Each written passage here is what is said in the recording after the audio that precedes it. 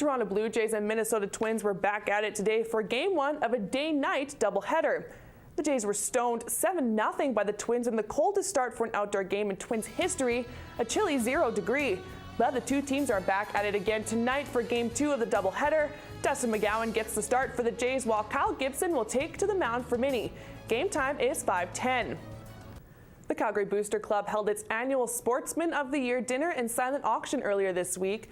Longtime volunteer and Calgary Canuck president Ken Bracco took home the 61st edition of the award. Bracco was also credited with being instrumental in the development of the now world-renowned Max Midget tournament. Olympic medalist Denny Morrison was also on hand for the event, and as was Male Athlete of the Year and Stampeder running back John Cornish.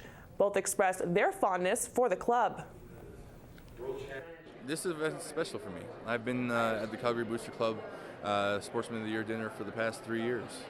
And I've gotten to know a lot of the people that are part of this organization.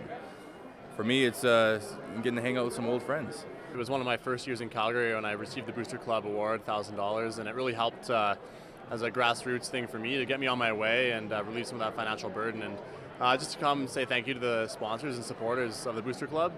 They really help a lot of athletes, so it's really cool to be here. For the first time ever, a Special Olympics Athlete of the Year was honored, with longtime cross-country skier Jennifer Riddle taking home the award. Kaylee Humphreys was Female Athlete of the Year, but she was unable to attend. 4 more playoff series will kick off tonight, promising more great first-round matchups. Tonight's meetings kick off with a renewed rivalry between the Philadelphia Flyers and New York Rangers. The Flyers will be without their #1 goaltender Steve Mason. Ray Emery will get the start with Cal Heater as backup. The Rangers will have the king between the pipes. Henrik Lundqvist will get the start. The defending Stanley Cup champions Chicago Blackhawks will start their journey to another cup against a St. Louis team that went cold towards the end of the regular season. St. Louis was plagued with injuries towards the end of the regular season, contributing to their sudden goal drought. But they could get key players like David Backes and TJ Oshie back for Game 1.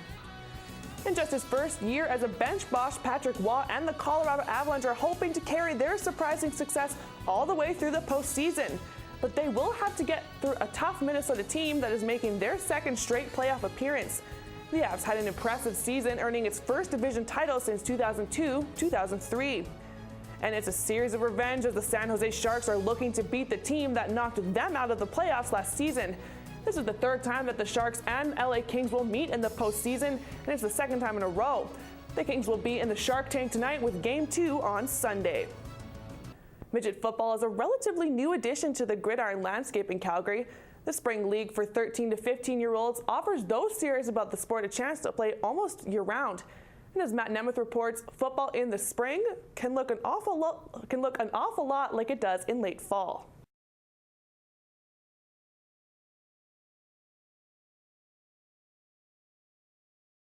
It was 33 years ago that State won its first national championship, and the hockey team that won the banner is being honored by a current team that holds it in high regard. The 1980 to 1981 team served as inspiration for current Trojans and have helped shape the program to what it is today. And they kind of set the standard for me anyways when I came in as a coach in '88 to take over the program. We were last place, worst team in the league. And my goal was to get it back up there, and I used the '80-'81 team as kind of the icon to follow, right? The guys give back to us and take care of us all the time, so for us to be able to give something back to them, it means a lot for us. Tonight, the State Trojans will face off against an old rival in front of their home crowd and the team that started it all. And the Trojans definitely want to use the honorees in attendance as inspiration for tonight's game. Definitely want to show that that legend and legacy still carries on in this program, and I think it'll be a big game for us, that's for sure. For State News File, I'm Cassandra Jodoin.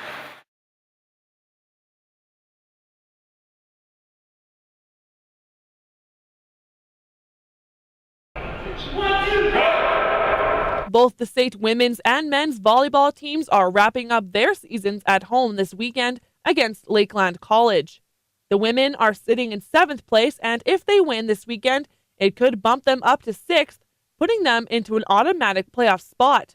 The men sit 4th in the league but are ranked 6th nationally heading into this final weekend. Coach Dan is happy with the ranking though. I talked to him yesterday and he's happy with being 6th. And you know, a lot of those rankings, it's kind of you take it with a bit of a grain of salt anyway. It's really about how you are on those final sets, on those games that actually matter. The women's hockey team's season will also wrap up this weekend. Unfortunately, the women are not in playoff contention after last weekend's losses.